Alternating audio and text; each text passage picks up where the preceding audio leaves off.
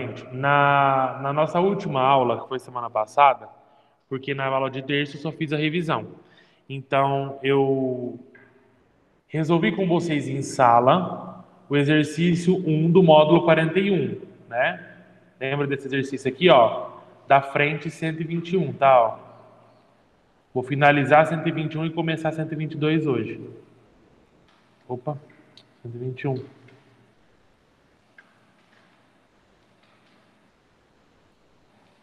Página...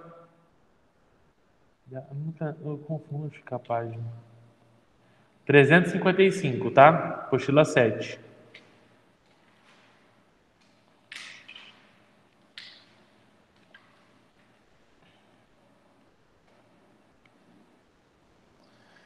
Eu resolvi com vocês esse exercício 1 já, tá ok, né?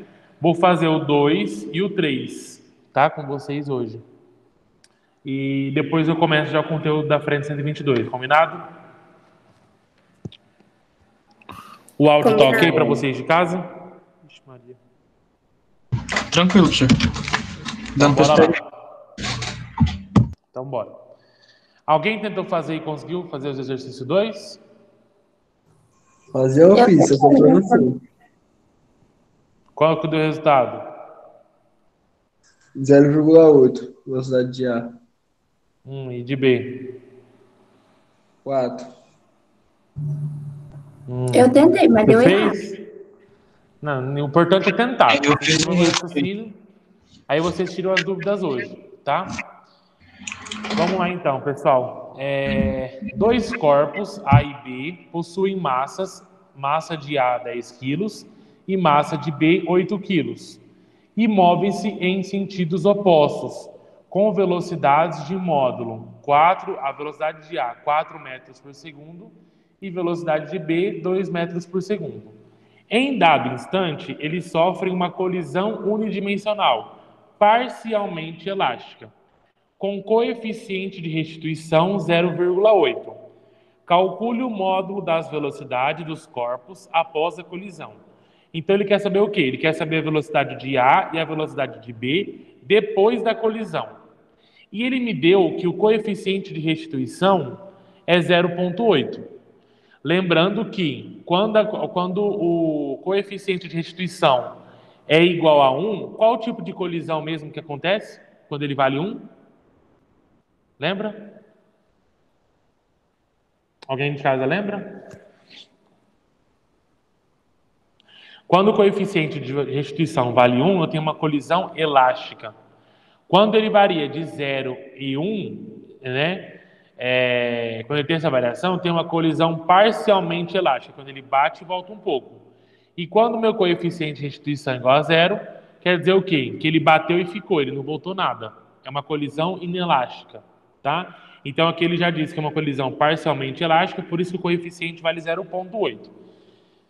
Tá, mas ele quer descobrir o quê? A velocidade de B e a velocidade de A depois da colisão, não é?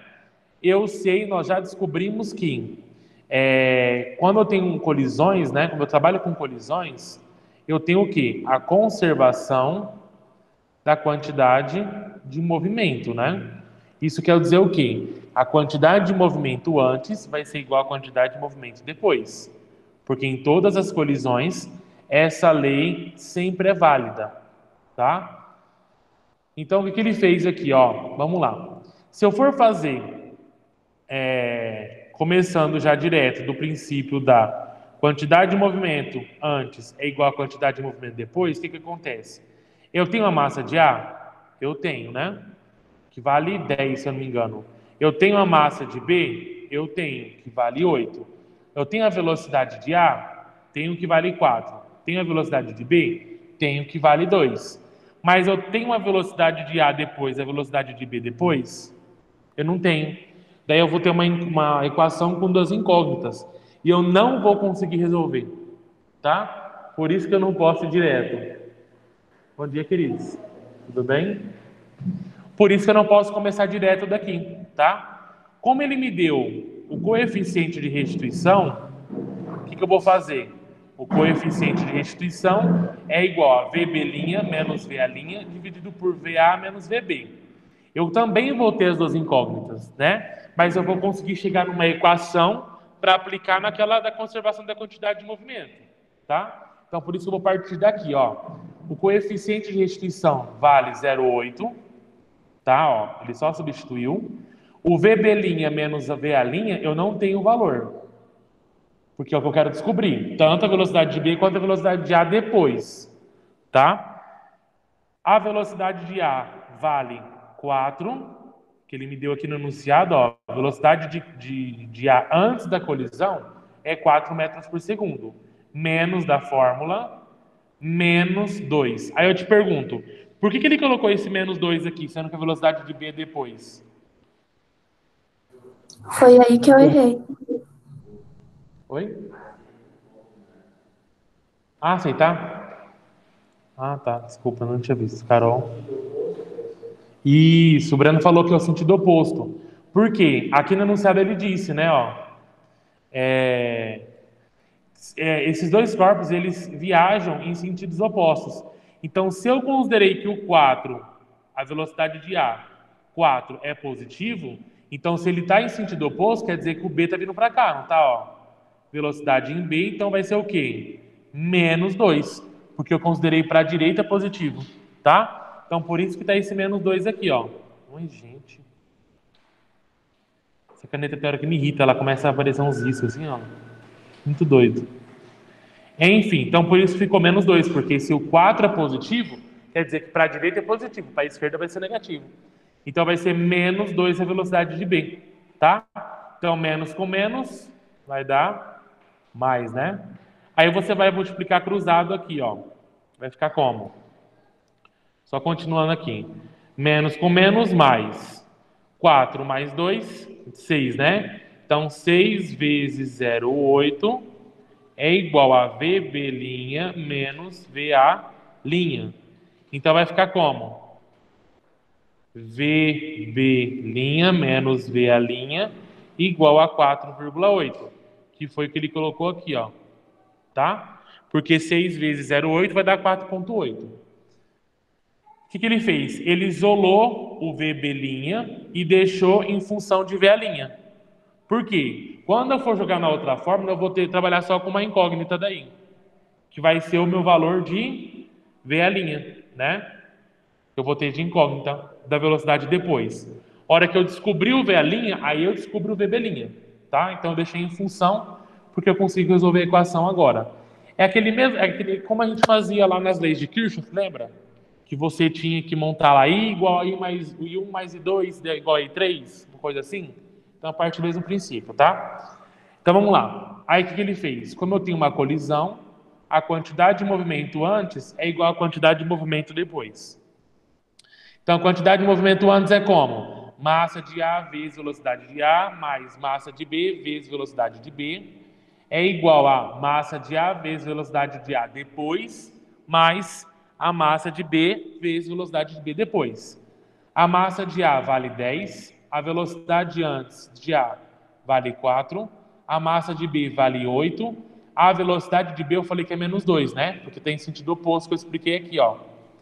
Então, menos 2 a velocidade de B antes, né? Igual a 10 vezes VA', que é a minha incógnita, né? Mais... o que ele fez aqui? A massa de B que vale 8, né? Ó. Massa de B vale 8 vezes VB', tá ok? 10 vezes 4, 40. Ó, 10 vezes 4, 40. 8 vezes menos 2, menos 16, igual 10 vezes VA' mais 8 VB'. Só que agora o que acontece? Ó, 40 menos 16 dá 24, igual 10 VA' mais 8 VB'. Só que o VB', eu não falei que o VB' é igual a 4,8 mais VA' aqui, ó. Eu não chamei essa equação? Então, eu vou substituir o VB' pela equação, ó. Tá, ó. 4,8 mais VA'. Então, vai ficar... O que ele fez aqui? Ele dividiu todos os termos por 2, né? Ele simplificou. Por quê? 24 dividido por 2 dá quanto? 12. 10 dividido por 2 dá quanto? 5. 8 dividido por 2 dá quanto? 4. Então ele simplificou a equação. Se você quisesse fazer direto, você pode fazer também. Dá a mesma coisa, tá? E o VB' ele substituiu como sendo 4,8 mais V'.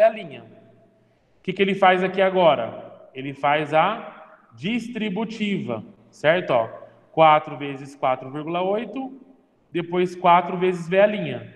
Então, 12 é igual a 5V' mais 4 vezes 4,8, 19,2. Mais 4 vezes V', 4V'.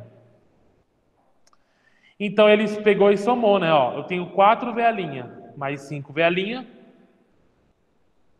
Aí, só para fazer a equação aqui, continuando, tá? Ó, 12 vai ser igual 5V' mais 4V', 9VA', mais 19,2. O que ele faz agora? Ele isola o VA', né? Então vai ficar 12 menos 19,2 é igual a 9VA'. Quanto que dá aí? 12 menos 19,2? 12 menos 19,2. Vai dar menos 7,2, igual a 9VA'. Então, VA' vai ser igual a 7,2 dividido por 9, né? Que vai dar menos 0,8. O que significa que vai acontecer? Depois que aconteceu o choque, o VA, né? Esse VA, ele vai voltar para cá, não vai? Ó. Eles vão se chocar, depois ele vai voltar para trás, não vai? Por isso que a velocidade aqui ficou menos 0,8. Porque ele vai mudar o sentido, tá bom? Por isso que a velocidade tem que dar negativa. E a velocidade de B vai ter que dar o quê? Positivo ou negativo? Positivo, né? Então, VA' e o VB', tá? Aí ele colocou em módulo aqui, tá? A velocidade de A em módulo. Mas o correto é menos 0,8 porque inverteu o sentido. E o VB', como é que eu descubro agora o VB'? Eu não tenho que o VB' é o 4,8 mais o VA'? Então vai ficar como? Ó, VB' é igual a 4,8 mais VA'. Quando deu o VA'? Menos 0,8, não é isso? Então, quanto vai dar o meu VB? Mais com menos, menos, né? 4,8 menos 0,8 vai dar quanto? 4 metros por segundo. Então, esse aqui é o valor de VB' e esse aqui é o valor de VA'. Certo? Pessoal de casa entendeu? Entendeu? Pegaram no meio. Sim. Sim, prof. Tranquilo? Alguém tinha acertado? Prof, Ou ninguém volta. acertou? Oi? Volta um pouquinho para mim conseguir tirar print de tudo. Volta. Assim, tá bom. Tá bom?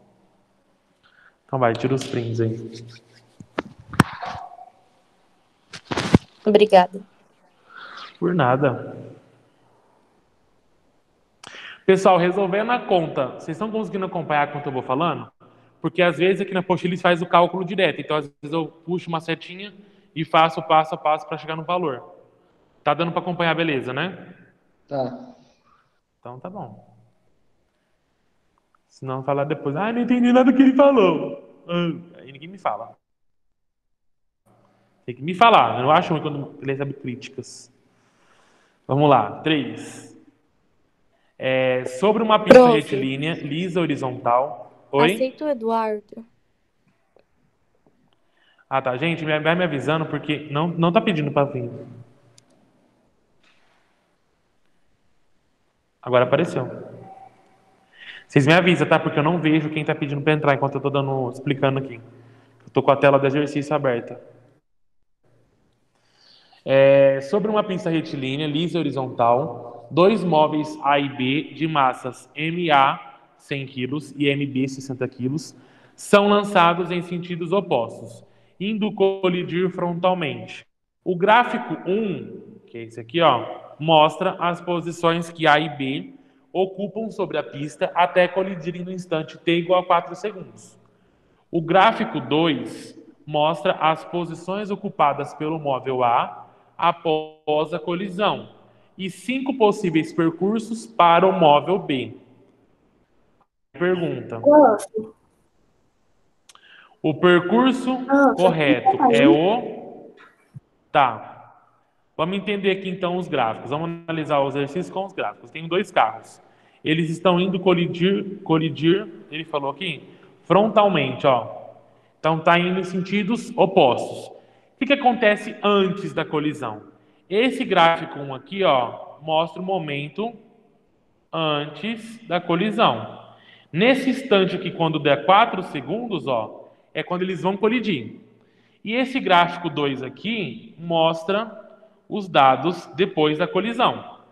Então, o que acontece? Vamos interpretar os gráficos, tá?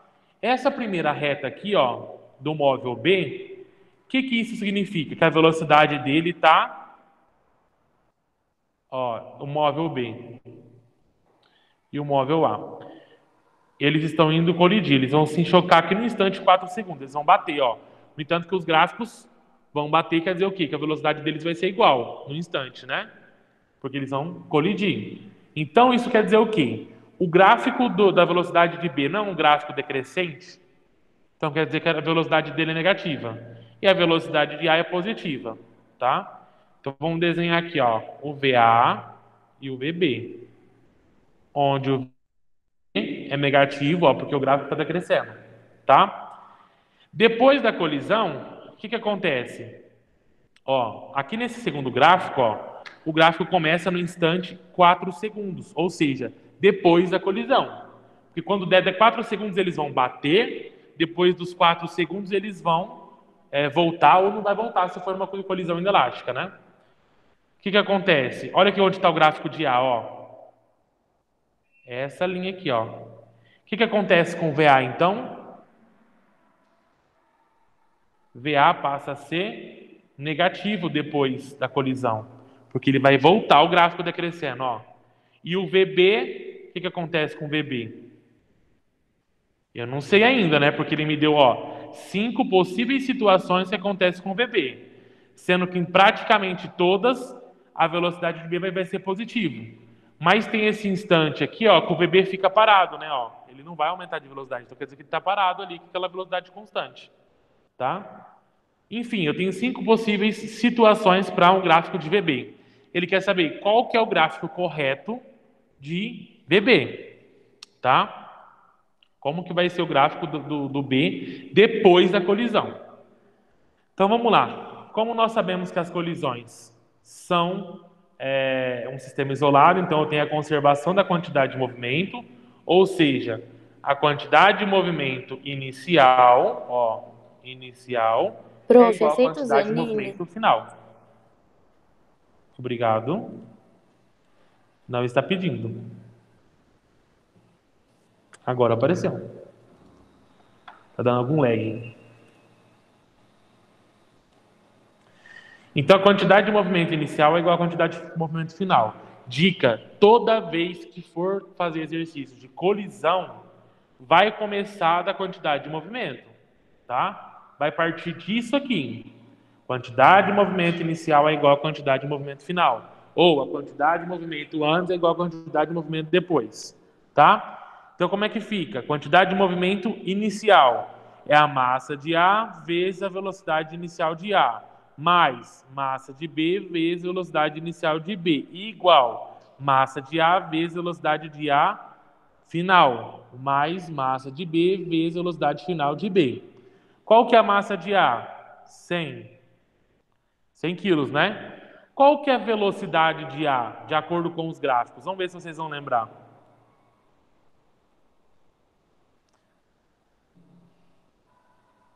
É 50 O que menos vocês 30? acham?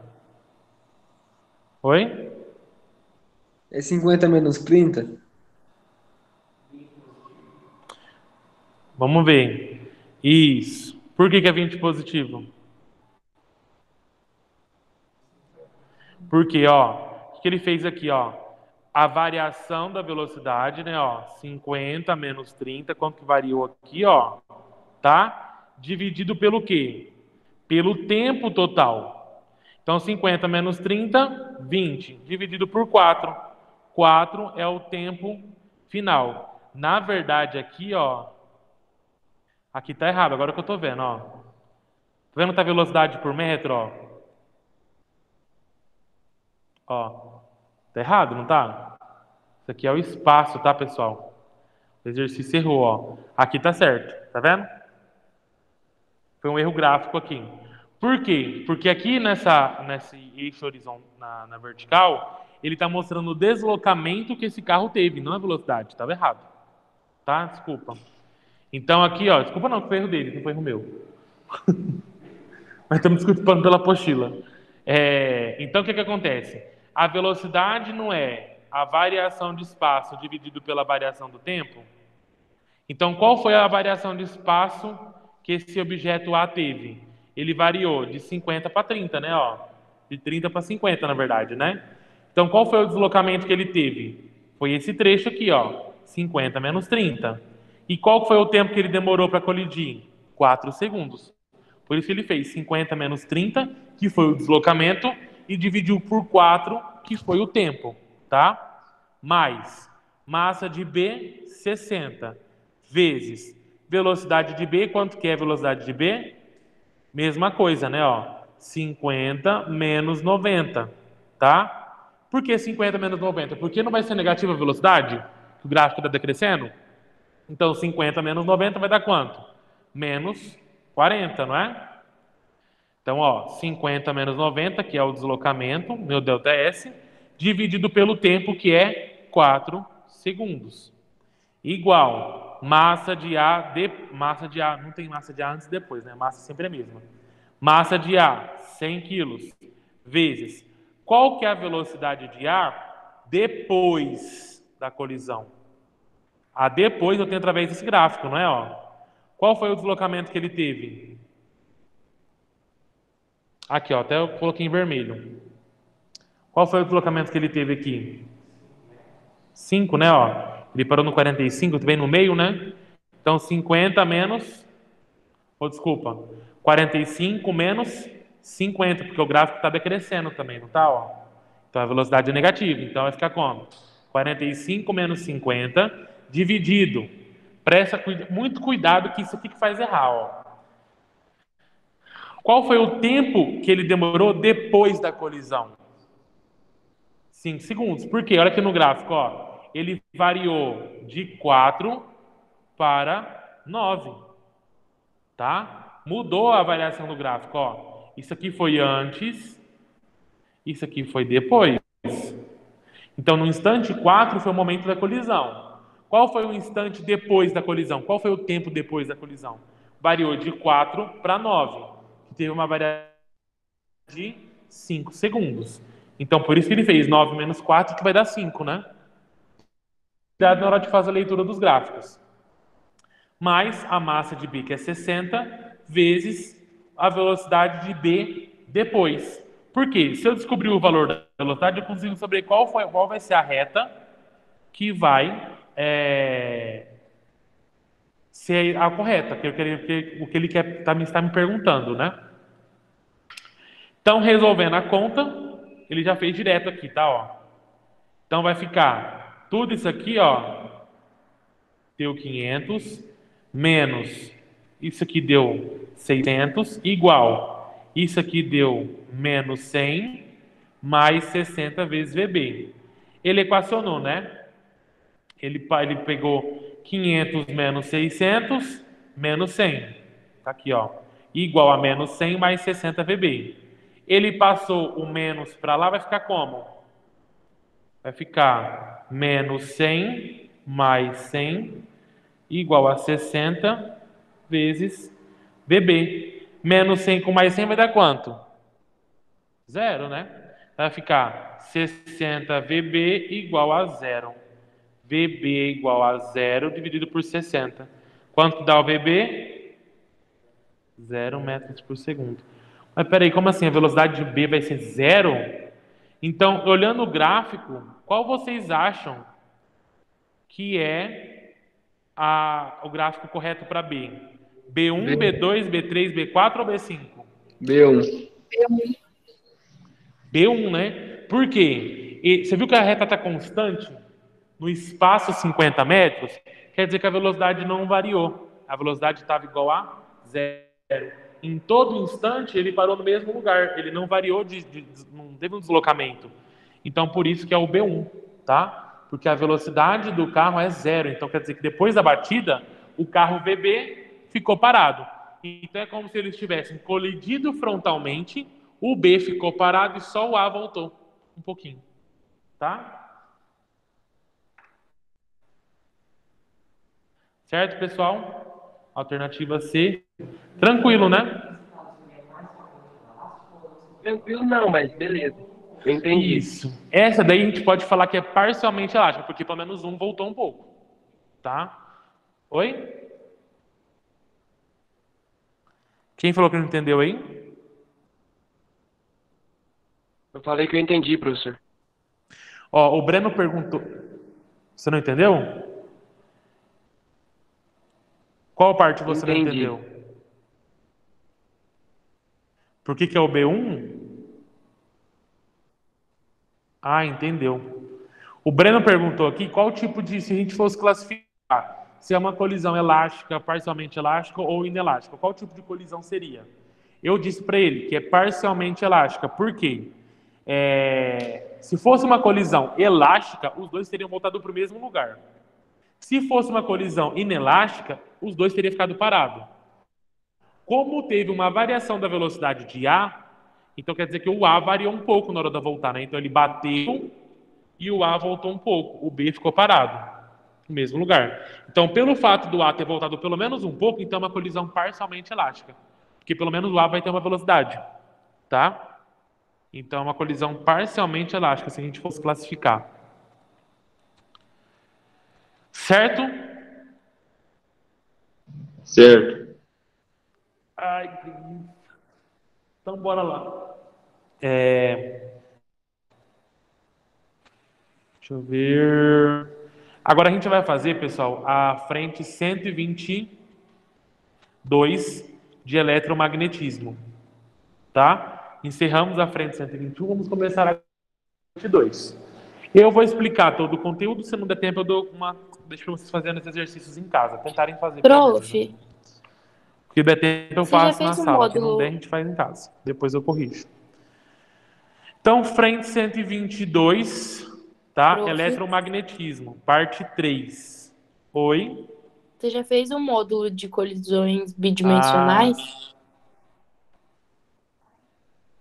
Não, eu lembro que eu falei que eu só expliquei o que era, mas eu não ia fazer os exercícios, Entendi. Obrigada. tá? Porque assim, colisão bidimensional são casos muito específicos, né? E às vezes para você, uma dica, né? Quando você envolve muito essa variação de ângulo e tal, não é que não cai, cai em vestibular, tá? Cai, mas é muito raro mesmo. Você tem que saber que uma colisão bidimensional é quando ele vai variar nas duas direções, mas é muito difícil a aparição desse tipo de exercício. Quase nunca vai aparecer, tá? É que são casos mais assim muito específicos, é um caso ou outro. Agora uma colisão unidimensional pode ser dois carros colidindo, pode ser uma bola caindo em cima de uma outra bola na vertical. Tem mais situações que pode acontecer. Então, por isso que ele é mais cobrado que a bidimensional. E assim, vocês sabem que a apostila de vocês é muito extensa e ela tem que ser ligeiro. Então, alguns conteúdos eu vou fazer isso. Eu vou dar pulando um módulo ou outro. Às vezes eu vou só explicar, não vou fazer exercício. E vou focar mais no que realmente cai em provas. Um ou outro, só que eu vou fazer essas pular, tá? Eletromagnetismo, parte 3. O que a gente viu, então, Vocês estão me vendo e vendo a apostila? Vocês estão vendo eu aqui embaixo? Tá vendo? Não, professor, só tô vendo a apostila. Tô vendo os dois. Vendo os dois? Eu também, quero vocês Tá, dois. olha para mim agora. Lembra que na aula passada não, quando a gente estava falando sobre eletromagnetismo lá atrás, o último conteúdo que eu dei foi a força magnética. Lembra? Qual que é a força magnética? Lembra da regra da mão esquerda, a regra da mão direita? Lembra disso? Então a gente vai retomar desse conteúdo. Qual que é a regra da mão direita? Para que eu uso a regra da mão direita? Para identificar o campo magnético gerado pela corrente elétrica, tá? Então, por exemplo, vamos supor que esse canetão que está na minha mão, todo mundo olhando para mim agora, tá? Na minha câmera, sem ser apostila. Vamos supor que esse canetão meu aqui é um fio comum. E nesse fio está passando corrente elétrica. Nós sabemos que a corrente elétrica que passa por esse fio, ela vai gerar um campo magnético aqui em volta, certo? Ó, um campo magnético circular em volta desse canetão. Então, para quando que eu uso a regra da mão direita, tá? A regra da mão direita, eu vou apontar o meu polegar, revisão que eu estou falando, tá? Eu vou apontar para o meu polegar para o sentido da corrente elétrica para identificar qual que vai ser o sentido do meu campo magnético. Então, por exemplo, se esse canetão aqui é um fio, eu vou falar que a corrente está subindo, tá? A corrente está vindo de baixo para cima. Então, qual que é o sentido da corrente? Para cima, polegar para cima. Aqui, ó, os meus dedos vão indicar o quê? O sentido do campo magnético. Então, campo magnético, se a corrente estiver para cima, ele vai andar assim, ó, em sentido anti-horário, certo? Anti-horário. Vai ser uma trajetória circular onde o vetor campo magnético ele é tangente às linhas de indução magnética, lembra? Então, só para retomar. Então, a regra da mão direita, eu descubro o quê? O sentido do campo, tá?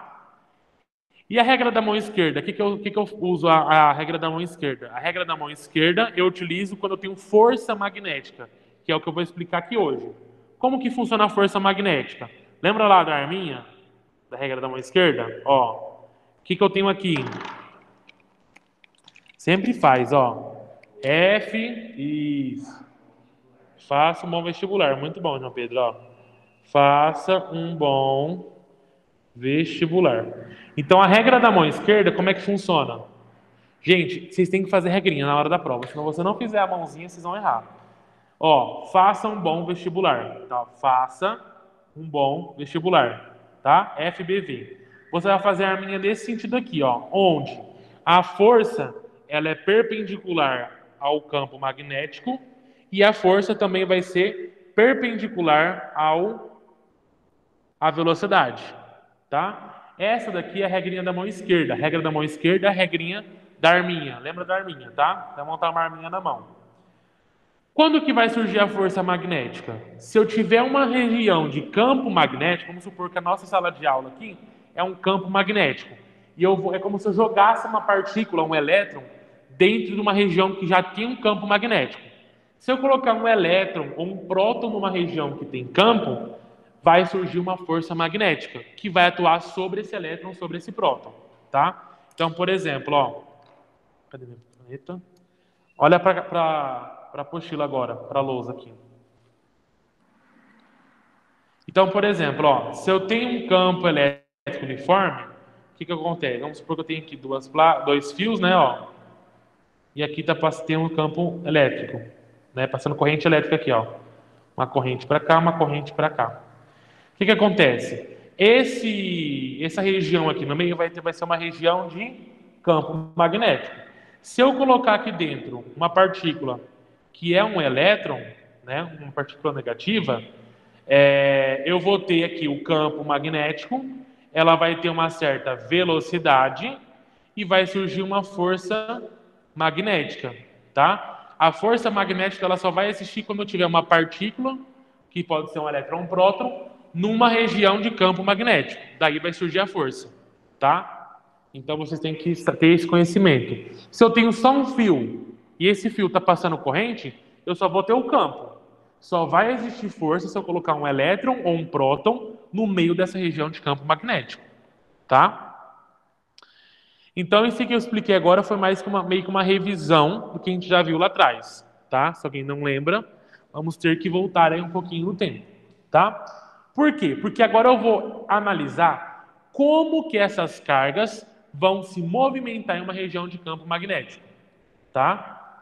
Quais são os tipos de movimento de uma carga numa região de campo magnético, beleza? Vamos lá então, ó. Quando eu tenho uma região de campo, ó, essas linhas aqui, ó, da apostila, são as linhas de indução, certo? As linhas de indução do campo magnético, ó, tá? Então quer dizer o quê? Eu tenho um campo magnético uniforme e essas linhas roxas aí são as linhas de indução do campo magnético. Quando eu lanço uma partícula, seja ele um elétron ou um próton, nessa região de campo magnético, e quando eu faço o lançamento, ele está no mesmo sentido que o B, ó. Tá vendo aqui está no mesmo sentido, ó? O campo está para a direita e eu lancei também para a direita, ou seja, eles vão estar no mesmo sentido. Qual que vai ser esse ângulo aqui, ó? Lembra da fórmula da força magnética? É a carga vezes a velocidade vezes o campo vezes o seno do ângulo. Essa é a fórmula da força magnética, tá? A carga vai depender se for um elétron ou próton. A velocidade vai ser a velocidade com que eu vou lançar essa partícula nessa região de campo. O B é o campo magnético e o seno do ângulo. Que ângulo que é esse? O ângulo entre o campo e a velocidade, ó. Olha aqui meu dedo. É esse ângulo aqui, tá? Por quê? Porque a força sempre vai formar 90 graus com o campo e 90 graus com a velocidade. O que vai variar? Vai variar só o campo e a velocidade, tá? Então, quando eu jogo uma partícula paralelo ao campo magnético, ou seja, olha aqui a velocidade, ó. Velocidade está aqui. Foi onde eu lancei minha partícula. E o campo magnético está aqui, ó. Olha as linhas de indução. Qual que é esse ângulo aqui? Zero, né? Ele está assim, é como se eu estivesse jogando assim, ó. Tá? Ou seja, eu joguei a minha partícula na mesma direção do campo. Então, não vou ter ângulo de abertura, porque eles estão juntos. Tá? Quando acontece isso, esse ângulo aqui, ó, é igual a zero. Seno de zero é quanto? Zero. Zero vezes campo é quanto? Zero. Zero vezes velocidade é quanto? Zero.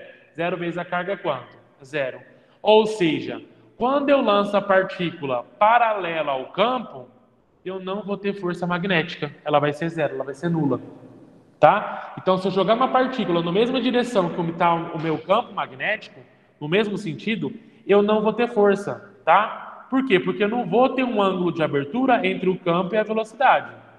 Daí, se o seno do ângulo for zero, seno de zero é zero, né? Então, zero vezes qualquer coisa vai ser zero. Então, eu não vou ter força.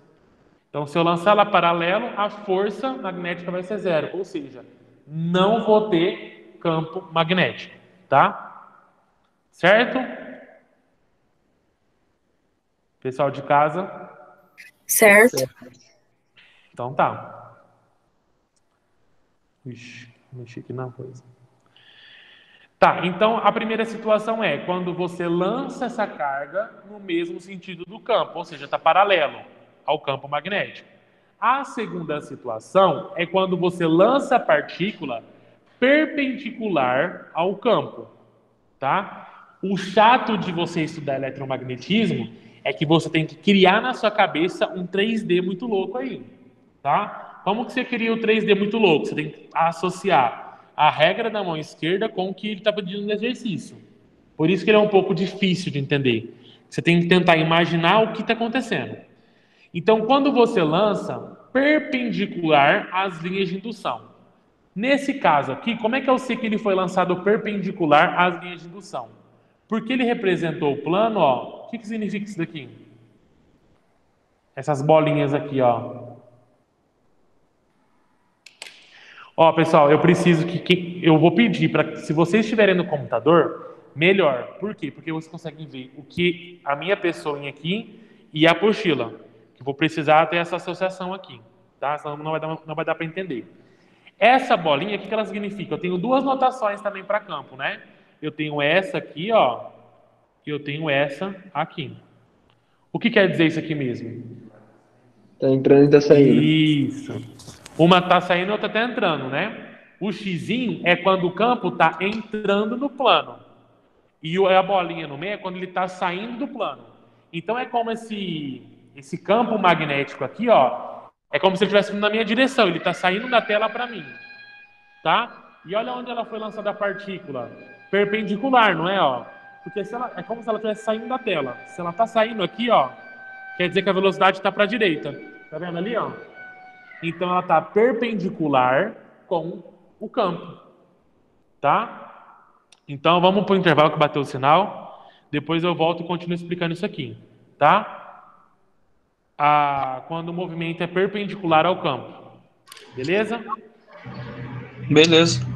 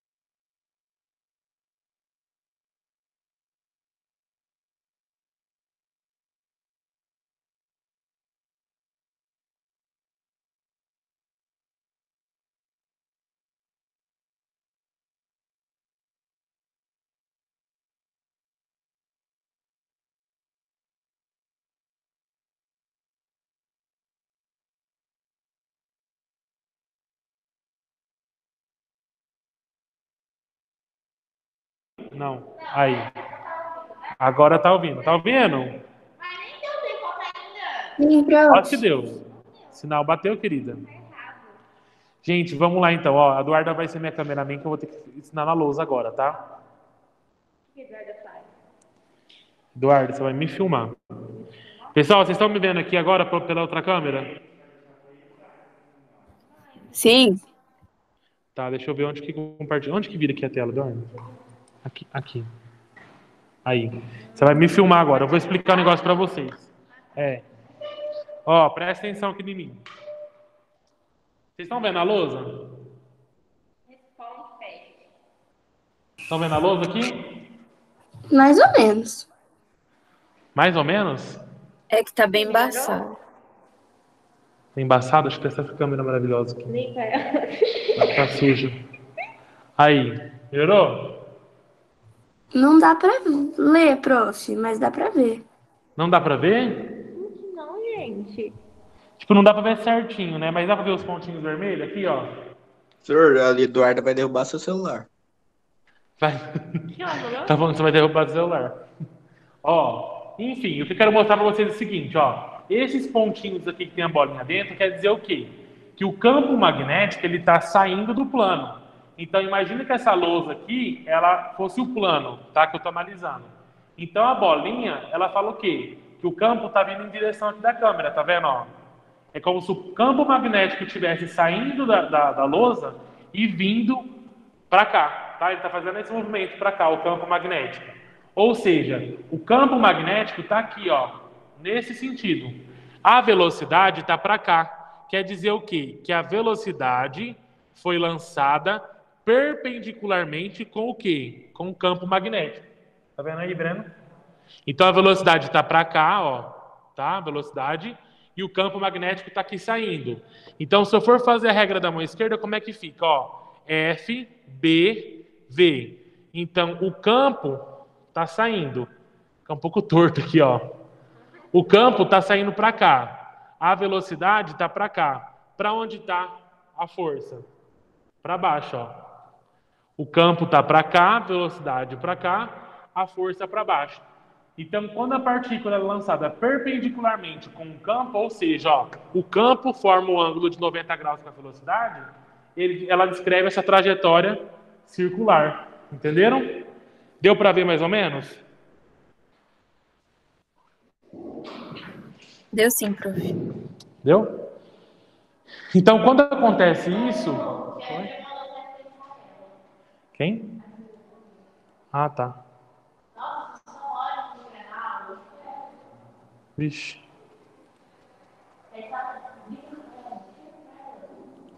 Agora tem um pessoal entrando. Não é só ela não, tem mais gente. Pessoal, o Marco não pediu para entrar, não. O Marco agora. Porque o domínio é @colégio-mapper. E vocês entram com um e-mail fora do @colégio-mapper, entendeu? Então é fora do domínio. Então, voltando aqui para a minha tela. Vocês viram que o campo magnético, então, ele está onde? Ele está aqui, ó, saindo, né? Ó. É como se ele estivesse em direção ao seu rosto. A velocidade está aqui, ó, para cá. E aí surge a força magnética apontando para onde? Para o centro da circunferência. Então, quando a partícula, o elétron ou o próton, é lançado perpendicularmente com o campo magnético, o que acontece? A força magnética vai estar apontando para o centro da circunferência. Qual que é essa força, nesse caso, a força magnética está apontando para o centro. Mas quando a gente estudou o movimento circular uniforme, por quê? Porque ela vai ter essa trajetória aqui, ó. Ela vai começar a se movimentar em forma de círculo, tá? Ela vai fazendo a trajetória circular. No movimento circular uniforme, qual força que aponta para o centro da circunferência? Prof, compartilha a tela com a gente. Não está compartilhando? Oh, Deus. Eu não estou vendo. Não estava mesmo, não. Desculpa, voltando então, ó. Socorro, Deus. Volta ao presencial logo. Amém. Ó, a velocidade está para cá, certo? Vocês estão vendo agora? Sim. A velocidade está para cá. A força está para cá. E o campo magnético está aqui na bolinha, vindo na direção do seu rosto. Tá? É como se ele saísse da tela do seu celular, do seu notebook, para frente. Se você fizer a regrinha da mão esquerda, você vai conseguir identificar isso daí. Tá? O que acontece? Quando acontece essa situação, que a partícula é lançada perpendicularmente com o campo magnético, a trajetória dessa partícula vai ser uma trajetória circular. E ela vai começar a se movimentar em forma de círculo. Tá? E aí essa partícula ela vai descrever uma trajetória em movimento circular uniforme. Tá? O MCU. Quando acontece isso. Lá no MCU, quando a gente estudou, qual que era o nome da força que aponta para o centro da circunferência? Era a força centrípeta, não é? Então, quando acontece essa situação da partícula ser lançada perpendicular com o campo, a força magnética vai ser igual à força centrípeta, porque ela sempre vai estar apontando para o centro da circunferência, está percebendo? Em qualquer ponto que a força tiver aqui, que a partícula tiver, a força magnética sempre estará apontando para o centro da circunferência. Então, nessa situação, a força magnética vai ser igual à força centrípeta, tá? Então, qual que é a relação entre as duas? O Q vezes o V vezes o B. Por que não tem aqui o seno do ângulo? Alguém sabe me falar? Porque a fórmula da força não disse que era o carga vezes velocidade vezes o campo vezes o seno do ângulo? Não era isso? Por que aqui nessa fórmula ele não colocou o seno do ângulo? Ele só colocou Q vezes V vezes B. Alguém sabe me responder? Oi? Por causa da força centrípeta? Não. Por causa que forma um ângulo de 90 graus? Isso. Como a velocidade e o campo formam um ângulo de 90 graus, seno de 91, não é? Então ele simplesmente ignorou o seno do ângulo, porque 1 vezes qualquer coisa é qualquer coisa, não é? Então, se o seno do ângulo for igual a 1, então ele ignorou da fórmula, tá? Por isso que aqui não apareceu, ó. Tá vendo aqui, ó? Só ficou Q vezes V vezes B, que é a força magnética.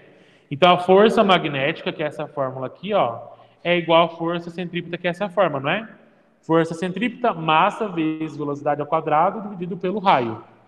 Então, fazendo uma relação com essas duas fórmulas, eu chego nessa fórmula do raio.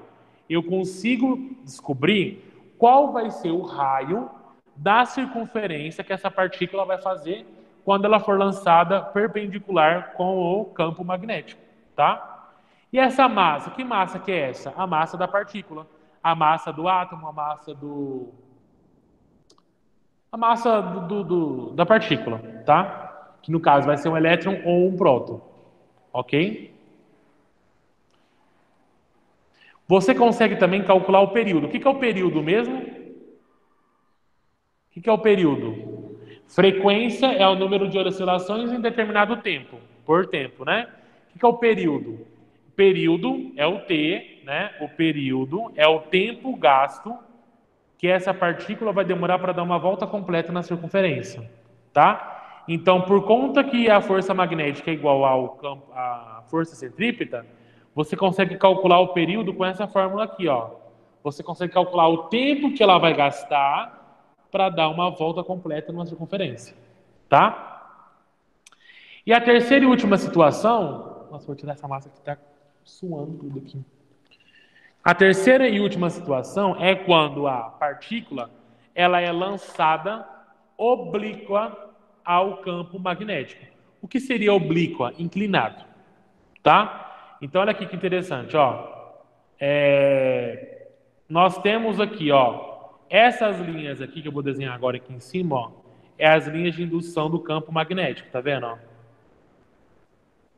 Tá vendo, ó? Essas linhas aqui, ó, que estão em roxo mais claro, são as linhas de indução.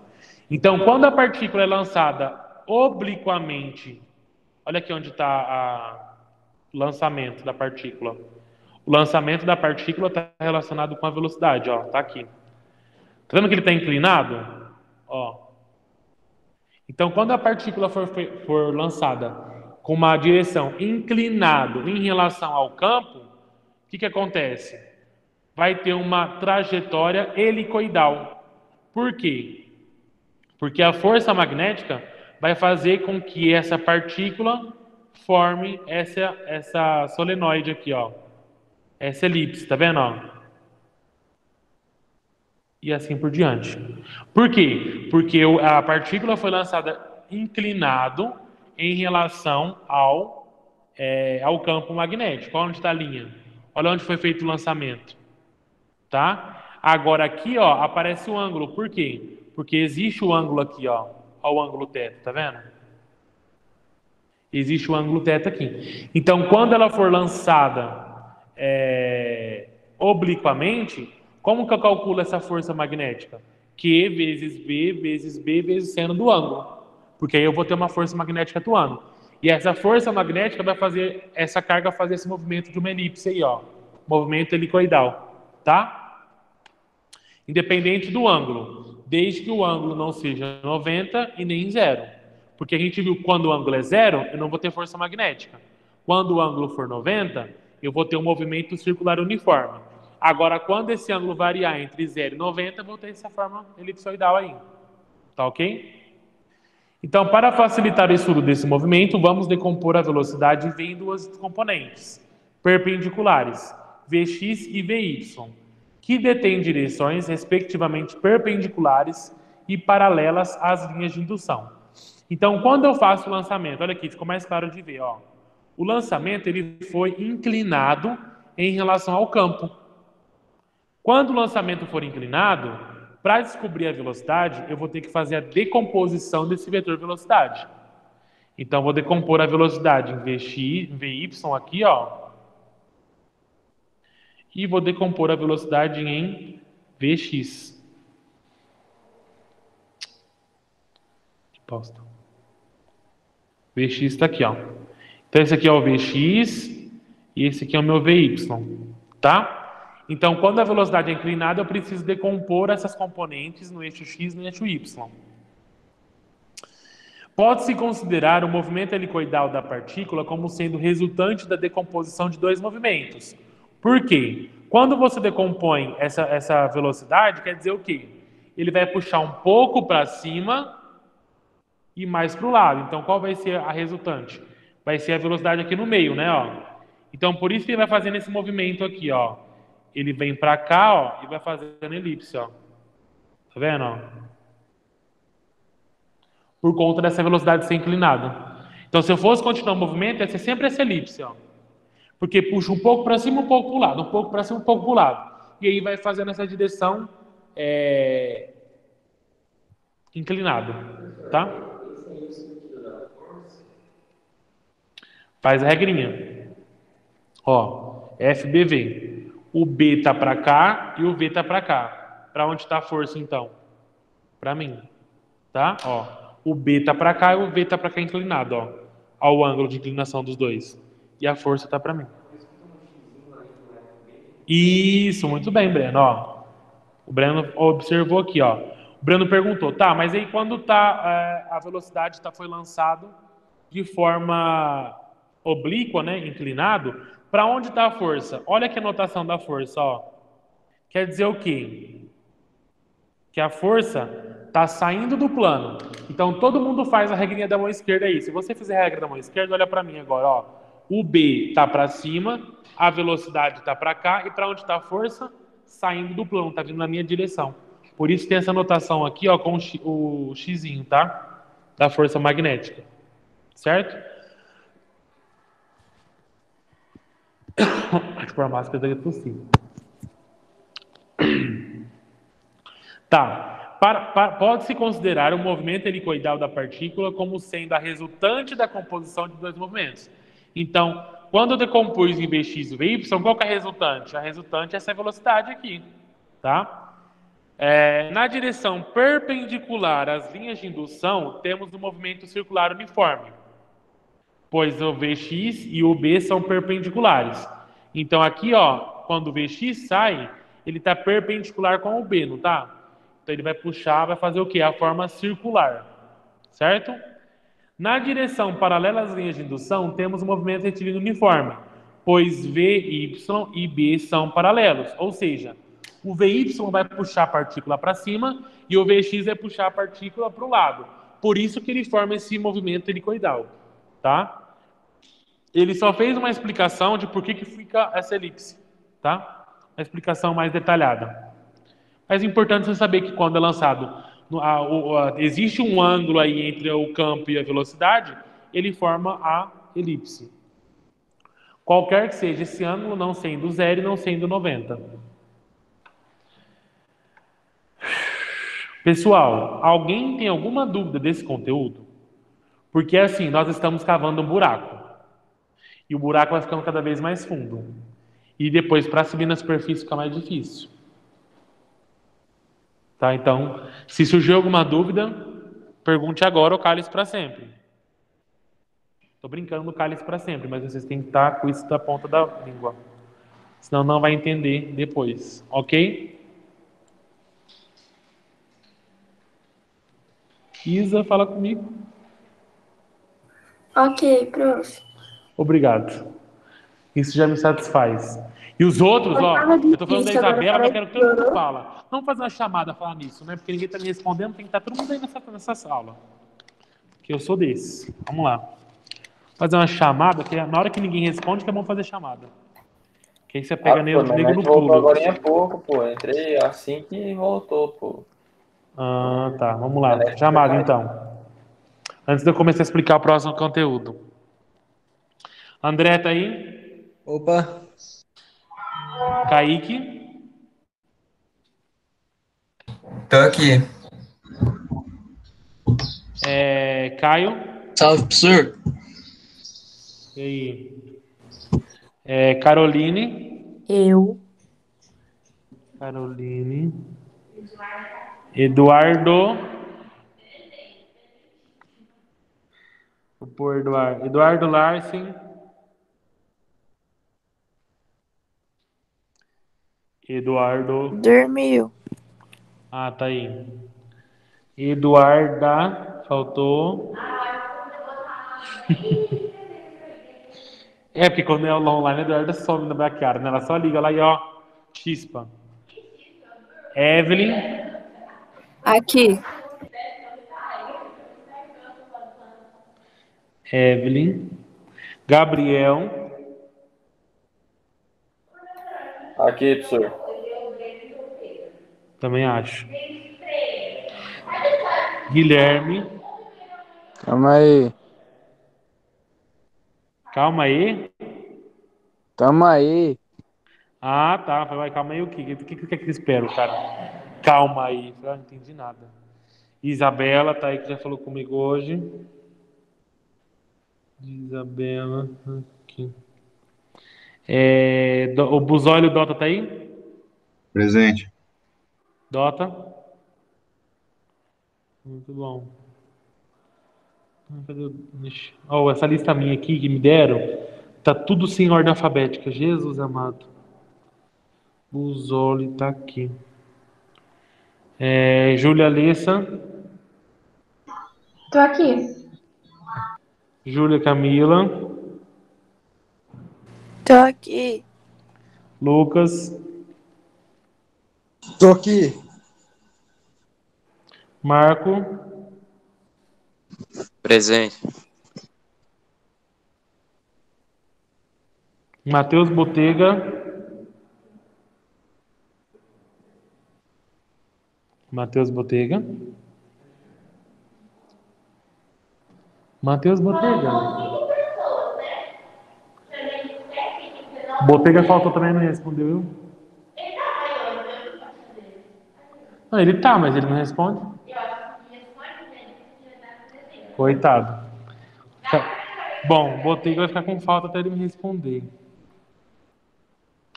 Então só faltou. O Breno tá aqui também. Puxa. Tava você com falta. O João Pedro também tá aqui. Faltou a Anne. Thaís.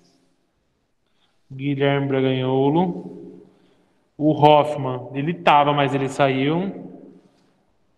Marcelo também. Marcelo não tava aí?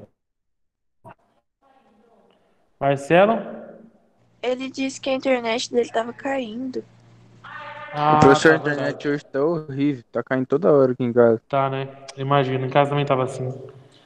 O Renato, ele justificou que ele não ia vir.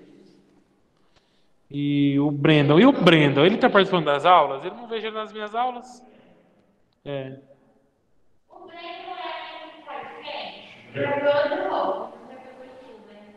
Ai, socorro. E na Laura faltou. Mas já veio com essa amizade antes ou começou agora? Socorro.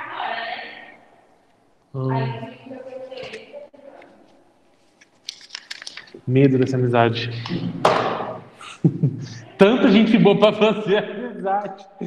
Juscos Zica foi fazer. Coitado. Mas vamos lá, essa aí é a vida. Também gostava da zoeira, então não posso falar nada. Bora lá. Bora lá então, gente. Então a gente acabou de estudar os movimentos dessas cargas em região de campo magnético. Quando ela é lançada a um ângulo de 90 graus, quando é um ângulo de zero e quando é um ângulo qualquer. Então nós estudamos essas particularidades. Agora, o que acontece? Nós vamos estudar a força magnética nos condutores. Ou seja, lá atrás nós vimos que a corrente elétrica gerava o campo magnético. Mas, vamos pensar, se a corrente gera um campo, corrente elétrica é o quê? Não é o movimento dos elétrons em um intervalo de tempo? Lembra lá? Corrente elétrica é igual a quantidade de carga que passa por um intervalo de tempo. Então, se a corrente, eu estou passando elétrons, quer dizer então que esses elétrons vão estar dentro de uma região de campo, não vai? Então eu vou ter força também. Concorda comigo? Se eu vou ter elétrons passando dentro do fio e esse fio eu vi que a corrente gera um campo, então eu vou ter elétrons inseridos dentro de um campo magnético. Se eu tenho elétrons inseridos em um campo, eu vou ter também a força magnética. Como que vai funcionar isso daí? Ó? Imagina esse desenho aqui da apostila. Ó. É um fio, tá? Dentro desse fio, aqui nesse exemplo, ele deu o exemplo do próton. Ó. Esse negocinho verde que eu estou pintando aqui de vermelho, ó, são os prótons, tá? Aqui ele deu exemplo que os prótons estão movimentando, mas a gente sabe que na maioria das vezes são os elétrons que se movimentam porque eles são mais leves, né? Então, quando esses elétrons e esses prótons estão se movimentando, eles estarão inseridos dentro de uma região de campo magnético. Então, em cada partícula, em cada elétron, em cada próton que estiver em movimento dentro de um fio, vai surgir uma força magnética em cada partícula que está se movimentando. Tá? Então, aqui, ó, em cada próton vai surgir uma força magnética, ó, em todos eles, tá? Por quê? Porque a velocidade tá para cá, ó, que é o movimento desse elétron, tá vendo, ó? Tô pintando a velocidade agora, ó. Esses elétrons estão se movimentando para cá. Então, ó, eu tenho um ângulo entre a velocidade e o campo, tá vendo? O campo tá para cá, a velocidade tá para cá e a força tá para cima. Se eu fizer a regrinha da mão esquerda, ó, o campo vai estar para cá, a velocidade para cá e a força para cima, tá? E aí eu te pergunto, e se fosse um elétron, aqui é um próton, né? Ele está para cima. E se fosse um elétron? Seria o contrário, né? Aí eu teria que passar os dedos aqui para ficar assim, ó. Quando o elétron, a força muda o sentido. Se antes estava para cima, quando o elétron fica para baixo, tá? Então, nesse caso, em cada elétron, em cada próton que está se movimentando dentro desse fio que está passando a corrente elétrica, vai surgir uma força magnética. E como eu vou ter várias forças magnéticas, eu vou ter uma força magnética resultante. Onde que vai estar essa força magnética resultante? No meio do fio, né? Vamos dizer assim. Vai estar sempre no meio do fio a força. Porque todas aquelas partículas vão gerar uma força resultante. E nós vamos representar essa força resultante no meio do fio, que é essa força aqui, ó. Esse Fzão aqui, ó. Essa aqui é a força resultante, força magnética resultante, de todas essas outras que essas partículas vão criar. O fio geralmente vai ter um certo comprimento. Esse comprimento é o comprimento L, tá? O I é o valor da corrente que vai passar dentro desse fio. O B é o campo magnético, o F vai ser a força magnética e o V vai ser a velocidade dessa partícula. Então, ó, considere os seguintes elementos. ΔT é o intervalo de tempo para que uma carga elementar se desloque de uma extremidade à outra do condutor. Então, quando eu falar de tempo, o tempo vai ser de quando essa carga saiu lá do início do fio e o tempo que ela demorou para chegar no final do fio, para percorrer todo esse percurso dentro do fio, tá? A velocidade, nós sabemos que é o deslocamento pelo tempo. Qual que vai ser o deslocamento dessa partícula? Não vai ser dentro do comprimento do fio? Então, a velocidade vai ser o comprimento do fio dividido pelo tempo. Vai ser a velocidade média dessa carga ao longo do condutor. E o Q vai ser a quantidade de cargas em todo o comprimento do corpo. Então, por exemplo, se eu tenho vários elétrons ali, eu vou ter a carga que vai estar nesse fio, que eu vou pegar a quantidade de elétrons ou de prótons em excesso e multiplicar pela carga elementar, que é 1,6 vezes 10 menos 19, lembra? A cargas aqui, ó. Certo? Como em cada carga elementar a força magnética tem intensidade de E vezes V vezes B vezes seno do ângulo, mesma direção e mesmo sentido que nas demais, a resultante de todas elas terá intensidade de... Então, para calcular essa força resultante aqui, ó, que eu fiz em laranja, ó, eu vou utilizar essa fórmula aqui, ó. Eu vou calcular a força resultante. Tá? Qual que vai ser a direção dessa força magnética resultante em torno desse fio? A direção vai ser perpendicular ao plano determinado pelo condutor do vetor indução magnética B, ou seja, perpendicular ao condutor ou vetor B. Porque nós não vimos que, de acordo com a regra da mão esquerda, aqui, ó, a força não vai ser perpendicular com o campo? Então, qual que vai ser a direção da força resultante? A força magnética resultante vai ser sempre perpendicular ao campo, formando um ângulo de 90 graus com o campo magnético. E qual que vai ser o sentido? Regra da mão esquerda, tá? Só que agora, ó, nós vamos substituir a velocidade pela corrente elétrica. Então, antes era FBV, não é? Agora vai ser FBI, porque a velocidade vai ser igual ao I. Então, eu posso utilizar como sendo V ou I, que é o sentido da corrente elétrica. Porque a velocidade da partícula vai ter a mesma direção e sentido que a corrente. Ok? Então, por exemplo, ó, vamos voltar aqui no desenho. Vocês percebem que a velocidade, que é o que eu desenhei de verde, está no mesmo sentido que a corrente? Então, por isso que na fórmula eu troquei o V pela corrente. Porque agora essa força magnética vai ser gerada devido à corrente elétrica que vai estar passando por esse fio. Oi? Não, viu?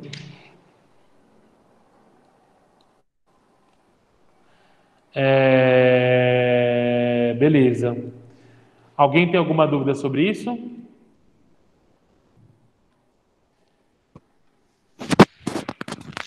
Não. Não, beleza. Assisti uma aula da professora Kelly, eu achei super interessante a aula dela, e eu acho muito bom assistir essas aulas, que a gente pega ideias maravilhosas, né? E eu tive uma ideia essa semana que eu vou começar a colocar em prática. A partir de semana que vem, eu vou eleger um aluno para fazer um exercício que eu escolhi, ok? Aí vocês vão compartilhar a tela e vão explicar, resolver o exercício. E esse ponto vai entrar no ponto das atividades, das tarefas. Certo? O que vocês acham? Eu acho muito ruim. Mas eu já vou falar agora, ó, fulano, você vai fazer o exercício 1 na próxima aula, que dá tempo de você fazer, estudar. Não vai ser de supetão assim, faz agora, não. Já estava ruim só aquele, agora aquele, daí você... Porque como você já ia fazer de qualquer jeito, né? Eu sei que alguns não estão fazendo. Mas como teoricamente todo mundo já está fazendo os exercícios, então você vai fazer e vai explicar só. Na lousa. Quem estiver na sala faz na lousa. Quem estiver em casa, grava com o celular fazendo exercício. Tá? Então eu vou eleger uma pessoa para fazer um exercício da próxima aula. Fique tranquilo que eu não vou dar os exercícios mais difíceis, lógico. Tá? Mas eu quero que é uma forma de vocês estudarem, que eu sei que vocês não estão estudando. E eu vou fazer uma pergunta agora, algumas perguntinhas para algumas pessoas aqui da sala, para ver se prestou atenção. Já que ninguém fala comigo. O Eduardo, tá aí? Eduardo Larsen? Eduardo? O microfone dele tá estragado, prof.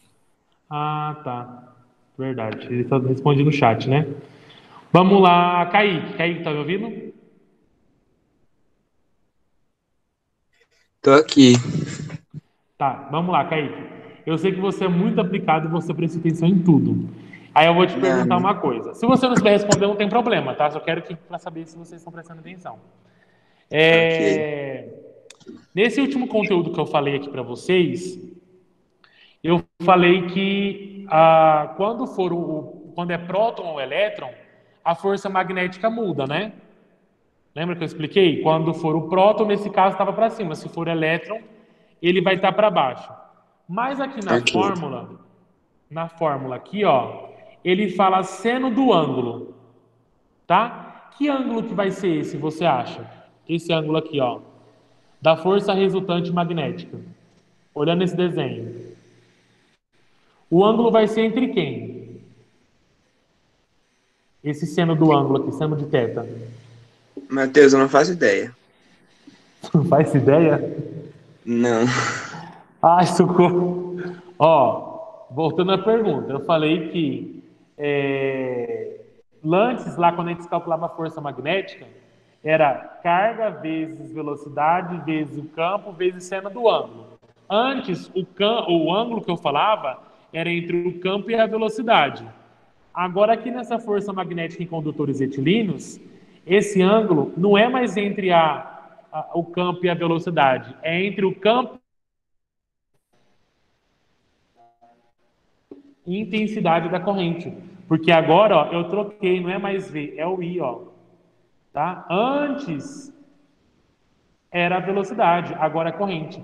Agora, o seno do ângulo é entre, olha aqui o ângulo, ó, vai ser entre a corrente elétrica e o campo, tá? Então, respondendo a pergunta que eu fiz para o Kaique.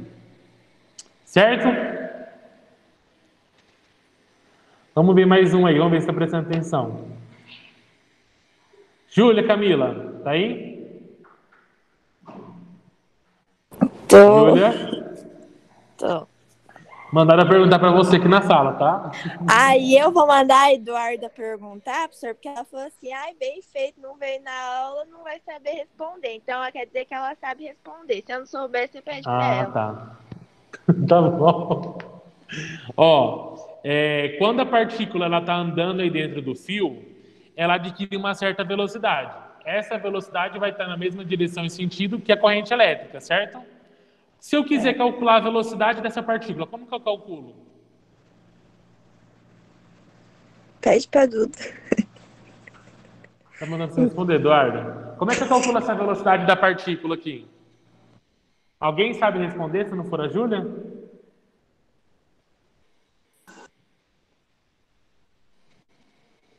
Hein? Comprimento L pelo tempo? Isso. O comprimento do fio dividido pelo tempo, tá? Daí você consegue descobrir qual que é a velocidade. E você sabe também que a velocidade tem a mesma direção e sentido que a corrente elétrica, certo? Muito bem, que alunos aplicados, a salva de palmas. Vamos lá, continuando. Acabou a palhaçada, bora. Não ouvi a Eduarda responder, não, professor. A próxima vai ser para ela, vamos mandar ela vir aqui responder. Vou explicar aqui. Hã? A Carol agora tá falando. Ó, brincadeiras à parte, pessoal. Força magnética sobre condutores paralelos. Então, eu expliquei o que acontece, essa força magnética, como eu tenho um fio. Agora, eu vou colocar dois fios, um do lado do outro. Como que vai ser o comportamento dessa força magnética? Preste atenção que isso aqui dá uma confusão danada. Tá? Ó, eu tenho dois fios, um do lado do outro. Nesses dois fios, tem passando uma corrente I1 e uma corrente I2, certo? Cada corrente, nós já sabemos, estamos careca de saber que a corrente vai gerar um campo magnético. Então, esse campo magnético aqui é dessa corrente 1? Ó, olhando o desenho, tá B2, mas aqui é corrente 1. Por que que o B2 está dentro do fio da corrente 1? Tá estranho, não tá? Por que vocês acham? Ó, presta atenção aqui de novo, ó. Eu tenho dois fios, um que passa a corrente 1 e outro fio que vai passar a corrente 2, tá? Eu vou chamar isso aqui de fio 1 e esse aqui de fio 2, para ficar mais fácil, tá? Vocês estão percebendo que aqui no fio 1 está passando um campo magnético do 2. Por que isso? Por que teve essa inversão? Por que não é o campo magnético do 1 aí? Porque de acordo com a regra da mão direita, olha só, vai lá no fio 2 e faz a regra da mão direita para você saber o sentido do campo. Quando você faz, o pessoal da sala, ó, quando você faz a regra da mão direita, o que acontece? Ó, polegar apontando para o sentido da corrente, tá? Então, ó, apontando para o sentido da corrente, então aqui vai estar entrando no plano e aqui vai estar saindo. Por isso que é o B2, tá? Porque esse B2 vai ser influência, vai ser o campo magnético devido ao fio 2, tá? Esse campo magnético aqui, ó, vai ser devido a esse fio 2. Por quê? Se eu fizer a regra da mão direita, eu vou ver que o campo que vai passar pelo fio 1 é o campo do fio 2. Mais ou menos isso. E, ao contrário, é a mesma coisa. Se você fizer a regra da mão direita, ó, faz a regra da mão direita no 1. O B1 vai ser o campo magnético gerado por esse fio 1 aqui. Tá? Então, o que acontece? Cada fio vai gerar o seu próprio campo magnético. Certo? Cada um desses fios vai gerar um campo magnético. Quando gera esses campos magnéticos, vou resumir de forma geral. Quando eu tenho 2 fios e esses 2 fios, a corrente está no mesmo sentido, vai aparecer 2 forças magnéticas, que é essa aqui, ó, essas duas, que vai fazer com que esses fios se aproximem. Então, se eu coloco 2 fios próximos um do outro e a corrente está sempre no mesmo sentido, vai acontecer uma força magnética de atração, tá? Essa força vai acontecer devido a esse campo magnético gerado inverso, sendo que uma força vai ser positiva e a outra força vai ser negativa, tá? Agora, quando eu tenho 2 fios, cadê a outra parte? Aqui, ó. Quando eu tenho 2 fios, aqui nessa situação, ó, como vocês podem perceber, o fio 1, a corrente está no sentido, e no fio 2, a corrente está para outro sentido, tá? Quando acontece que eu tenho 2 fios paralelos, um com o outro, e a corrente está em sentido contrário, a força magnética, ó, vai ser uma força de repulsão, tá? É isso que vocês precisam saber. E como que eu vou saber qual que vai ser a intensidade dessa força? A intensidade dessa força vai ser determinada por essa fórmula aqui, ó. A força magnética vai ser igual a o coeficiente de permeabilidade magnética, que é esse μ, vezes a corrente 1, vezes a corrente 2, vezes o comprimento do fio, dividido por 2 vezes π, vezes a distância. Que distância que é essa? A distância entre os 2 fios. Tá? Então, quando eu tenho 2 fios paralelos, se eles estão no mesmo sentido, vai ter uma força de atração. Se esses 2 fios eu vou ter sentidos contrários, eu vou ter uma força de repulsão. Mas como que eu calculo essa força? Calculo com essa fórmula aqui, ó. μ vezes I1 vezes I2 vezes E dividido por 2π vezes D. Aí eu te pergunto, vou perguntar agora, que isso é uma coisa que eu já expliquei lá atrás. Eduarda, lembra que eu expliquei lá nas aulas passadas como que eu calculo o campo magnético de um fio retilíneo? Porque lembra que quando a gente estava lá o campo magnético, primeira situação, a gente estudou o campo magnético no fio reto, depois o da espira e por último da solenoide. Como que eu calculo a intensidade do campo magnético de um fio retilíneo? Olha a nossa apostila aí. Vê se você acha. Pronto, perguntei para Eduarda, presencial também, tá? Nessa página que eu estou explicando aparece a fórmula do campo. A Eduarda não está nem na página que eu estou explicando, só vocês terem noção do grave. Como que eu calculo o campo magnético de um fio retilíneo? Está na página 49, da frente 122.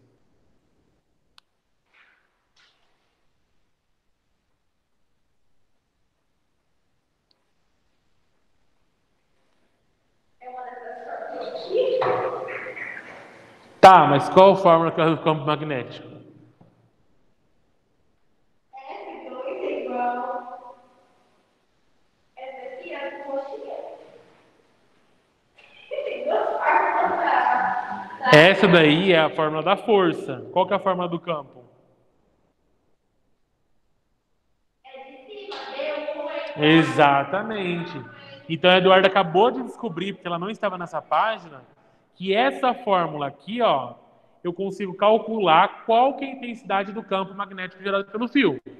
E essa fórmula de baixo aqui, ó, eu calculo qual que é a intensidade da força magnética gerada por esse fio, tá? Então, o que eu tenho que saber é o seguinte, se os fios estão no mesmo sentido, aí a corrente, que acontece? Atrai. Se eles estão a corrente em sentidos contrários, se repelem, tá? E eu consigo calcular a força e o campo com essas duas fórmulas. Certo, galera? Certo. Agora eu vou convidar o aluno ou aluna, deixa eu ver, módulo 37, né? Para a próxima aula, vou até anotar aqui na minha folhinha. Cadê meu caderno? Vou ver alguém aqui na aula. Vou convidar o aluno Guilherme Zanini para fazer o exercício 1 do módulo 37 na próxima aula, que será amanhã, tá? Ai, que sorte que eu tenho. Fui o primeiro da porra da Kelly e agora o primeiro na sua aula. Toma uma banho na toda. Então aqui, ó, Guilherme Zanini vai fazer o exercício 1 do módulo 37. Guilherme, não tá difícil, tá fácil, tá? E eu É vou amanhã? fazer uma fichinha de pontos. Amanhã, é. Ô, Mais Guilherme. um. Eu vou pedir Guilherme, para né? vocês fazerem como Qual? tarefa o módulo 37 e o 38. Não, minto. Lembra que Só o 37.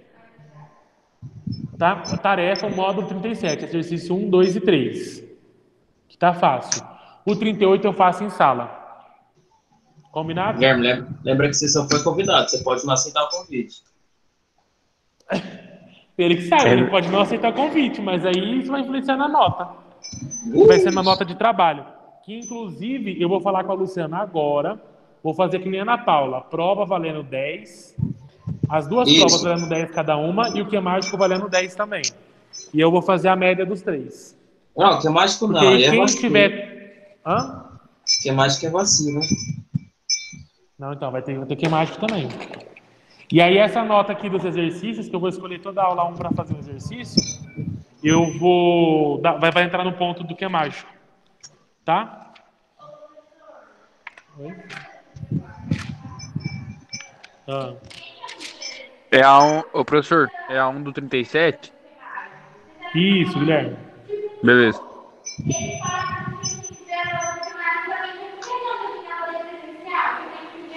Não.